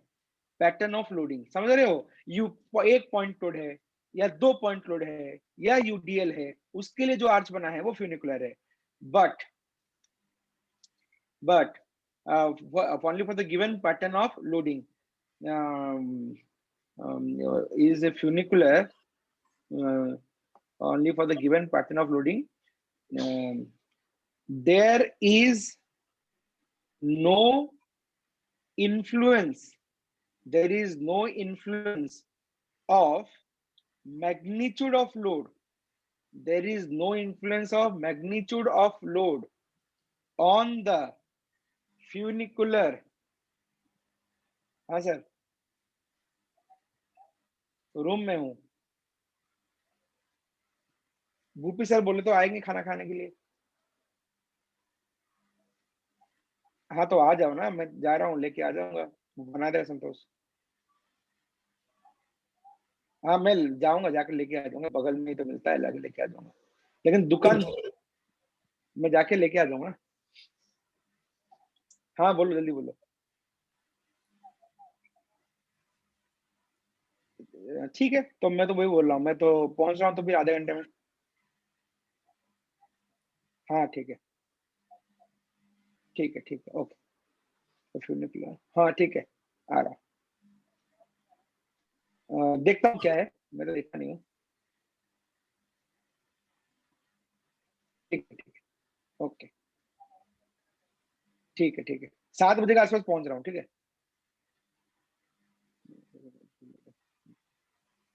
Okay okay. Arch is a rigid construction and the profile of arch is funicular only for the given pattern of loading. There is no influence of magnitude of load on funicular profile. Magnitude change होने से profile funicular ही रहेगा. If the pattern of loading changes, अगर pattern of loading change हुआ, then the profile will no longer be funicular. मतलब profile और क्या नहीं रहेगा, फ्यूनिकुलर नहीं रहेगा। अगर फ्यूनिकुलर नहीं रहेगा तो क्या होगा, कोई दिक्कत है नहीं, मतलब द आर्च विल कैरी क्या ना, bending moment, shear force and axial force. Arch में क्या आ जाएगा, बेंडिंग मोमेंट भी आ जाएगा, shear force भी आ जाएगा और एक्सियल फोर्स आएगा। जैसे तुम फ्रेम को डिजाइन करते हो वैसे डिजाइन करोगे। लेकिन अगर तुम्हें पता है कि तुम्हारा जो, जैसे मान लो ये प्रोफाइल है कि तुम्हारा पैराबोलिक प्रोफाइल है, यूडीएल प्रीडोमिनेंट है, तो तुम सस्ते में कंस्ट्रक्शन कर दोगे, बड़ा बड़ा स्ट्रक्चर ना लगा के, बड़े बड़े शेप का स्ट्रक्चर ना लगा के, पतले में तुम्हारा काम हो जाएगा। So this is the history about your funicular profile. ठीक है, बोलो समझ में आया सबको? स्क्रीन नहीं दिख रही सर। अरे यार कब दिन चला गया? अभी अभी यार अब भी गया।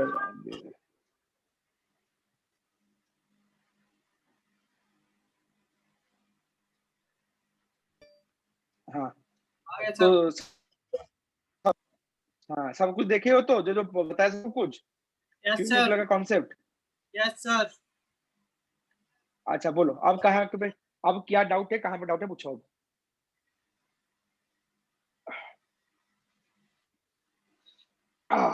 हर आर्क का फ्यूनिकल डायग्राम बना सकते हैं अपन? फिर से बोलो, फिर से बोलो। कोई भी आर्क हो, मतलब डिफाइन हो कि वो आर्क हो, ये पता चल गया अपन को, तो उसका फ्यूनिकुलर प्रोफाइल बना सकते हैं किसी भी उसका अपन? नहीं बेटा, लोड को लेके हम फ्यूनिकुलर बनाते हैं, प्रोफाइल को लेके लोड नहीं लगाते भाई। मतलब तुम इसको नहीं बोल पाओगे ए मैं पैराबोलिक हूं, तू पॉइंट लोड है मेरे ऊपर नहीं आ सकता, ऐसा नहीं होता बेटा। हम देखते हैं स्ट्रक्चर में प्रिडोमिनेंट लोड कैसा है, हम देखते हैं स्ट्रक्चर में प्रिडोमिनेंटली गाड़ी चलेगा, 3 चक्का का गाड़ी चलेगा, तो 3 चक्का का लोड को लेके हम फ्यूनिकुलर प्रोफाइल बना देते हैं। मान लो स्ट्रक्चर में ऐसे 3 चक्का गाड़ी चलने वाला है, ठीक है, मैं एग्जांपल दे रहा हूँ। या स्ट्रक्चर में तुम्हें पता है कि यूडीएल ही आने वाला है, मतलब डेड लोड बड़ा होने वाला है, मतलब गाड़ी जो चलेगा गाड़ी का वेट से स्ट्रक्चर का सेल्फ वेट ज्यादा है, तो हम पहले से इसको पैराबोलिक बना देते हैं।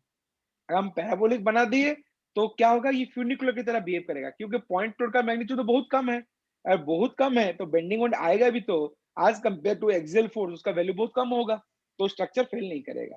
तो ऐसे नहीं होता कि आर्च को देख के हम लोडिंग अलाउ करते हैं, उल्टा होता है, लोडिंग को देख के हम आर्च बनाते हैं।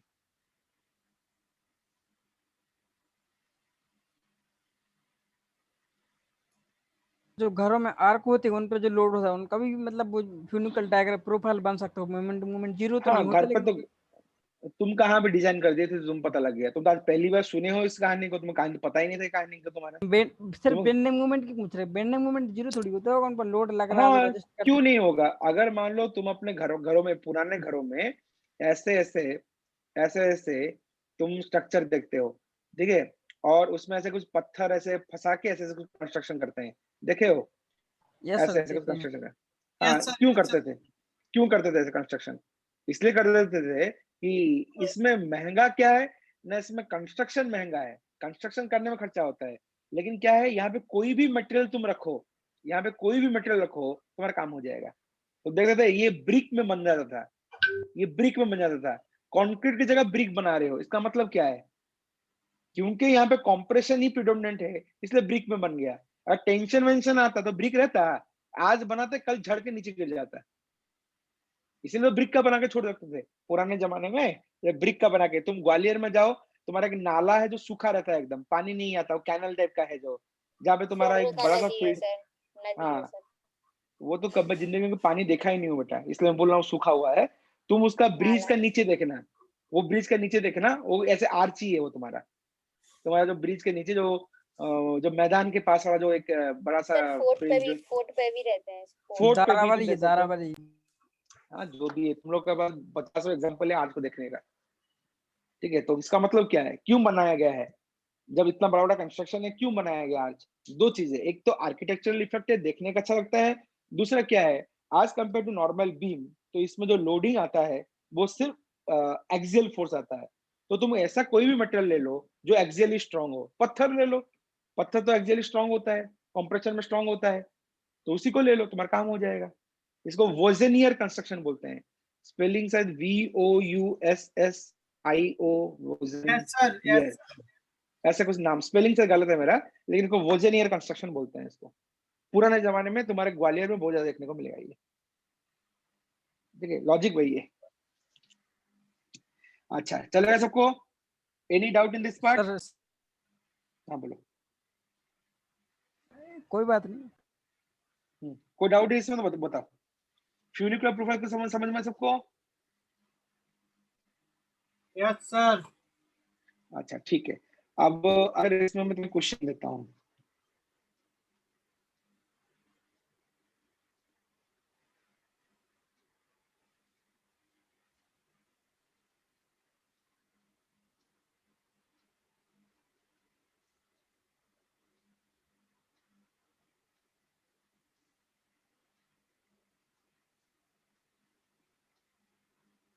आवाज नहीं आ रही सर। अब मैं कुछ बोल नहीं रहा हूँ बे, आवाज नहीं आ रही। अरे ये वही है ना जो चिल्लाता था, वो चला गया था बीच में, अभी आ गया फिर से। यस सर, सही पकड़े। तो उसको कुछ काम था चला गया। चप्पर चप्पर करता रहता है। बोर नहीं होते सर क्लास में फिर? क्या बोलते थे?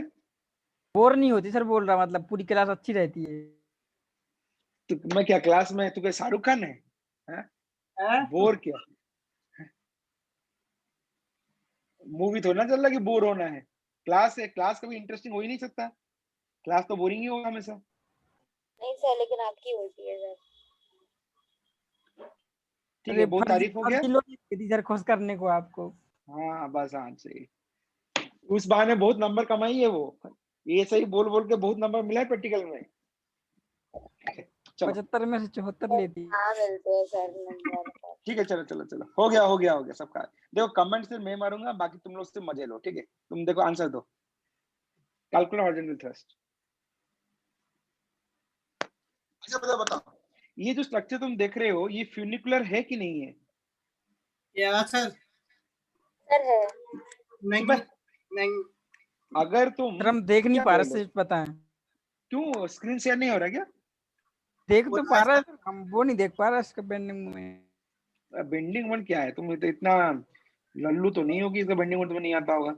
अगर तुम इसको सिंपली सपोर्टेड बीम में डालोगे, ठीक है, सिंपली सपोर्टेड बीम में डालोगे, ठीक है, इसलिए वाला बीएमडी जल्दी जल्दी बनाना सीखो रे, बीएमडी इजी होता है। सर तो ये ऐसा है, नहीं है दूसरा लगा दिया सर, सर आप। नहीं है सर। क्या हो गया? सपोर्ट दूसरा लगा दिया सर। कहाँ सपोर्ट दूसरा लगा दिया है? कौन सा दूसरा सपोर्ट है इसमें? उसमें सर इंडिया, इसमें रोलर लगा। अरे भाई क्या बीएमडी, हॉरिजॉन्टल? पहले BMT लीनियर बना होगा रहा हूँ। फिर वो बढ़ जाएगा। तो हाँ हॉरिजॉन्टल WL स्क्वायर बाई 32 होगा क्या? WL² बाई 32 नहीं 32 नहीं होगा, ये ऐसे होगा जैसे कुछ उसका इस तरह का लीनियर ऐसे। कर दो। हाँ ये लीनियर होगा और ये कर्व बनेगा, सही सही बोल रहा था, ये लीनियर ये कर्व बनेगा। मेरा दोनों ही लीनियर दिख रहा है, देखो मैं थोड़ा हाँ सा समझ गए थी सर, कोई बात यस नहीं। सर यस समझना नहीं है ना, तुम लोग समझने गए तो मेरा काम क्या होगा। समझाना सर। ये कौन है रे तू? रामकृष्ण तो बहुत ज्यादा बोल रहा है आजकल। चलो हैप्पी दशहरा टू ऑल, मैं भूल गया था विश करना। हाँ सर आपको भी। आप सर पार्टी दे रहे हैं दशहरा पे दोस्तों को। अरे मेरा खत्म हो गया ना, मेरा 9 दिन का जो फास्टिंग था खत्म हो गया ना, तो अच्छा पार्टी तो करना ही है। रावण को जलाई दोगे आप? हाँ रावण को जवा दे। हम लोग के वहां ऐसे दशहरे के दिन नॉनवेज खाते हैं, ठीक है हम लोग का मैं तो कहाँ थोड़ा सा के हो यहाँ सर, का हूँ। बिहार के हो? मैं उड़ीसा का हूँ, उड़ीसा। उड़ीसा का नाम सुने हो? फेमस है सर इधर उड़ीसा भी। हाँ तो उड़ीसा भी एक स्टेट है, इंडिया में ही है, ठीक है। तो वहां पे हम लोग का दशहरा। सर हाँ भुवनेश्वर के भुवनेश्वर, लोग रहते हैं सर, उड़ीसा में भुवनेश्वर, एक भुवनेश्वर है। मैं भुवनेश्वर। अब भाई मैं भुवनेश्वर का ही हूँ बे। तो आप भी भुवनेश्वर के हो? आपको हाँ उर्दू तो उड़िया आती होगी उड़िया। मैं भुवनेश्वर का ही सर हूँ। इतनी अच्छी हिंदी कैसे बोल रही थी सर, हम कंफ्यूज हो गए। क्या वो हिंदी अच्छा नहीं बोल पाएंगे? नहीं वहां नहीं पे हिंदी तो बोल नहीं पाते नॉर्मली, लेकिन मैं हमारे यहाँ एक्चुअली नहीं बोल पाते वो उर्दू वाले। मेरा बीटेक एमटेक सब बाहर से है, तो इसलिए मैं तो हिंदी बोल देता हूँ। गाली वाली भी अच्छा से हिंदी में आता है, तो गाली सीख गया हूँ, तो सब कुछ मुझे हिंदी में आ जाता है। ठीक है चलो। अच्छा अब तुम देख लिए तो ये फ्यूनिकुलर है कि नहीं है। अच्छा फ्यूनिकुलर होने के लिए एक स्ट्रेट होना चाहिए था, एक ऐसे लीनियर होना चाहिए था, सॉरी एक कर्व होना चाहिए था, ये पैराबोलिक होता है। तो तुम देखोगे ये फ्यूनिकुलर तो नहीं है, तो यहाँ पे फ्यूनिकुलर कॉन्सेप्ट नहीं लग सकता। लेकिन मुझे बताओ क्या इस आर्च को, मैं ऐसे सोचता हूँ देखना, कि अगर आर्च में पूरे स्पैन में लोड होता तो वो फ्यूनिकुलर होता। फील करना, अगर आर्च में पूरे स्पैन में लोड होता तो फ्यूनिकुलर होता। मतलब ये ऐसा, मतलब ये तुम्हारा ऐसा, अगर पूरे स्पैन में लोडिंग है तो ये फ्यूनिकुलर है। और इस केस में ये हॉरिजॉन्टल डायरेक्शन तुम बोल पाओगे। हॉरिजॉन्टल डायरेक्शन कितना होगा, किसी को आइडिया है? WL² बाई 8H अभी निकाला था, WL² बाई 8H, ये देखो ये आया था WL² बाई 8H। लेकिन अभी हम क्या देख रहे हैं, ये ऐसा नहीं है, लेकिन क्या इसको मैं सुपरपोजिशन से सोच सकता हूँ क्या? It is the sum of two arch, it is the sum of two arch. मतलब ये दो आर्च ऐसा है, इसमें एक आर्च में, इसमें एक आर्च में मैं यूडीएल को लेफ्ट हैंड साइड में दे देता हूँ, एक आर्च में यूडीएल को लेफ्ट हैंड साइड में देता हूँ, और दूसरे आर्च में यूडीएल को राइट हैंड साइड में दे देता हूँ। भले ये यूडीएल अनसिमेट्रिकल है, लेकिन तुम एक चीज ध्यान देना, यहाँ पे तुम्हें कोई कंफ्यूजन नहीं होना चाहिए। हॉरिजॉन्टल इक्विलिब्रियम के लिए अगर ये फोर्स H1 होगा तो ये वाले को भी H1 ही होना पड़ेगा। एंड हॉरिजॉन्टल इक्विलिब्रियम अगर यहाँ पे देखोगे इसमें, तो अगर ये H2 तो ये पार्ट को भी H2 ही होना पड़ेगा। अगर ये H2 तो इसको H2 होना पड़ेगा। क्या ये पार्ट तुम्हारा क्लियर है इससे कि नहीं सुपर है? सुपोजिशन में ऐसा थोड़ी होता है कि मतलब दोनों में रिएक्शन लगा दो, किसी एक में करेंगे ना आधा आधा। ये कौन तुझे पढ़ाया था रे? अगर ये H है बाई सुपरपोजिशन, बाई सुपरपोजिशन, हम सुपरपोजिशन में क्या बोलेंगे ना, तो H इज इक्वल टू पूरा H1 प्लस H2, ठीक है पूरा ठीक है। आधे, हाँ आधे लोड का असर के कारण जितना H आया वो है H1, इस आधे के कारण कितना H आया ना H2, दोनों को जोड़ दो वही तुम्हारा क्या H होगा। मैं H जानता हूं, मैं ये जानता हूं कि H1 plus H2 is equal to WL² by 8H, मैं ये जानता हूं। ठीक है लेकिन H1 H2 कितना है मुझे नहीं पता। तो अगर मुझे H1 और H2 के बीच में रिलेशनशिप पता लग जाए तो मुझे क्या चाहिए, मुझे चाहिए जब राइट में लोडिंग होता है, राइट में लोडिंग मतलब H2, मुझे चाहिए H2। अगर मैं H1 और H2 के बीच में रिलेशनशिप निकाल दूं तो मेरा H2 निकल जाएगा। समझ में सबको? क्वेश्चन समझ में आया कि यस नहीं सर आया? Yes sir sir. Yes sir अच्छा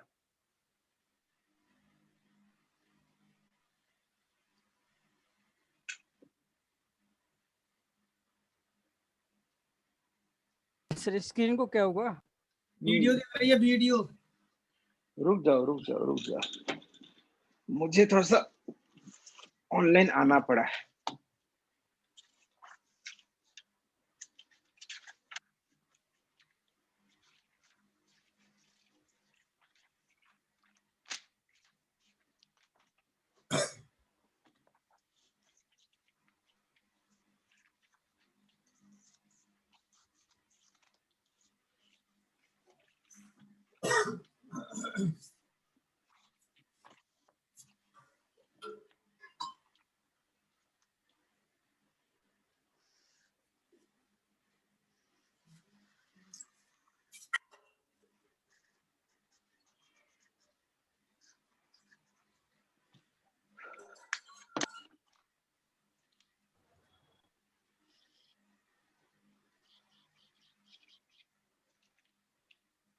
ध्यान से देखो, मेरे हाथ में एक पन्ना सबको दिख रहा है।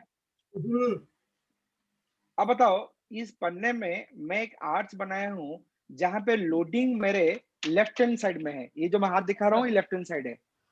अब बताओ, अगर ये लोडिंग लेफ्ट हैंड साइड में है, मैं इस हॉरिजॉन्टल रिएक्शन को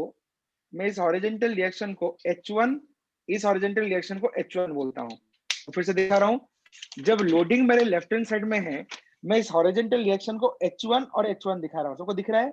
यस सर। Yes sir. मेरे कौन से हाथ में है? ये मेरा लेफ्ट है, जो मैं दिखा रहा हूँ लेफ्ट है। यस ये सर। मेरा राइट है, ये हाथ मेरा राइट है। ये राइट है, ये मैं लेफ्ट है। बोलो, लोड में कौन से हाथ में है, लेफ्ट या राइट? लेफ्ट लेफ्ट में लेफ्ट में है। अभी मैं क्या करता हूँ, ऐसे लोड का ओरिएंटेशन को चेंज कर देता हूँ। कुछ भी नहीं किया, बस पन्ना पलट दिया। यस क्यों कर सर। पा रहे हो? यस यस अब सर। बताओ, सर। Yes sir. अब मेरा लोड कौन से हाथ में आ गया? Right right. राइट में राइट में आया। लेकिन बोलो, क्या एच का वैल्यू चेंज हुआ? नहीं हुआ। एच का वैल्यू अभी भी कितना है? H1। H1 तुम देख पा रहे हो क्या? मतलब देखो, सिर्फ ओरिएंटेशन है।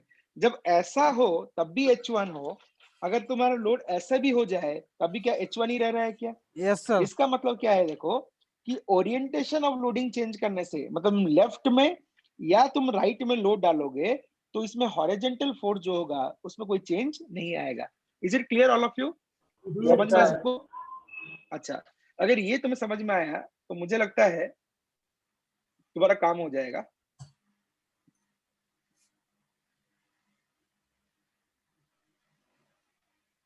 स्क्रीन चलेगी। आ जाएगा, आ जाएगा, आ जाएगा। आया स्क्रीन?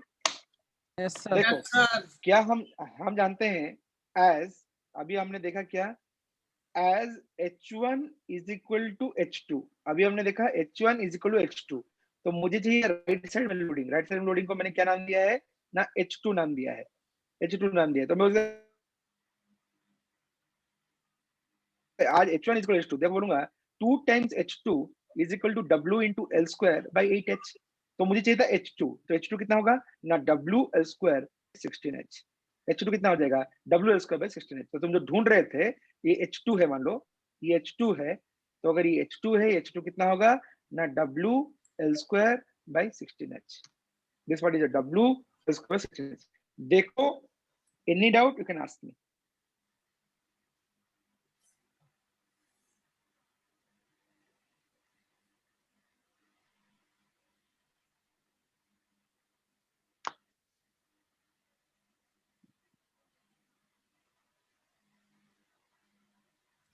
यही सर H1 का वैल्यू रहेगा। सर जरूरत क्यों पड़ी सर अपन को ऐसे करने की? अब कैसे करोगे बताओ? तो फिर कैसे करोगे बताओ?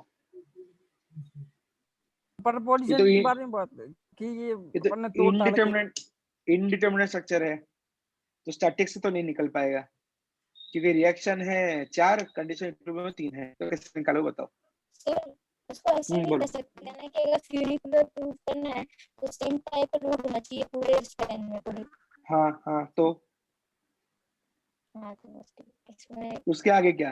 फ्यूनिकुलर होने के लिए पूरा लोडिंग होना चाहिए, सही है। उसके आगे क्या? तुम कहोगे सर ये फ्यूनिकुलर का आधा है। फ्यूनिकुलर आधा कैसा है, वही तो मैं प्रूव किया। ये फ्यूनिकुलर आधा कैसा है?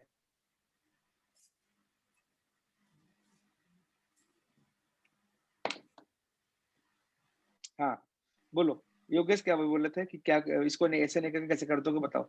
नहीं सर, हम हमें कोई आइडिया नहीं आ रहा था, मतलब हम तो यही बस कर रहे हैं, ऐसे कैसे करती है। सर मैं ये सोच रहा था कि सर जब ये L/2 पे लग रहा है, हम L/2 का मोमेंट भी ले लेते हैं। बेटा तुम मोमेंट ले भी लोगे तो दो अननोन है ना, H2 अननोन, ठीक है, VA VB अननोन।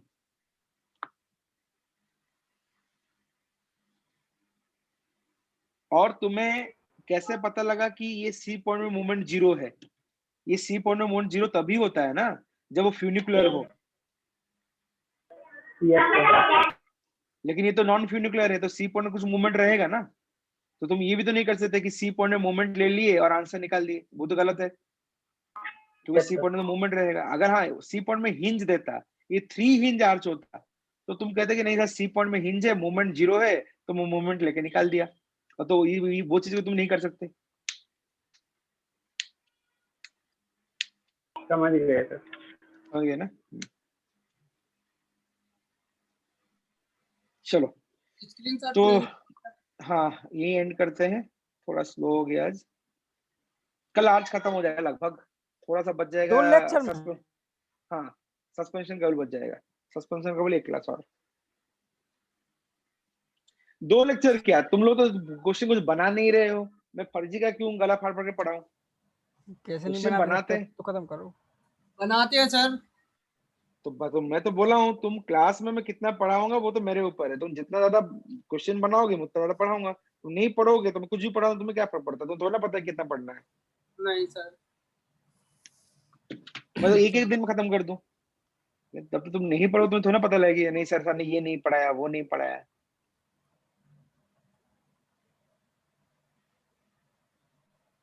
ये सर ले लिया स्क्रीनशॉट इसका।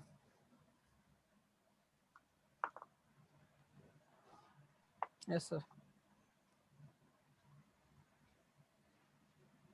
यस सर, ले लिया sir screenshot. Yes sir, sir हो गया।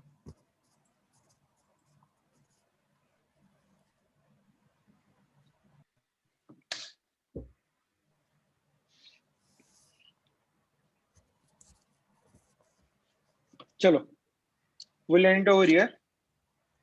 Good night sir. Good night.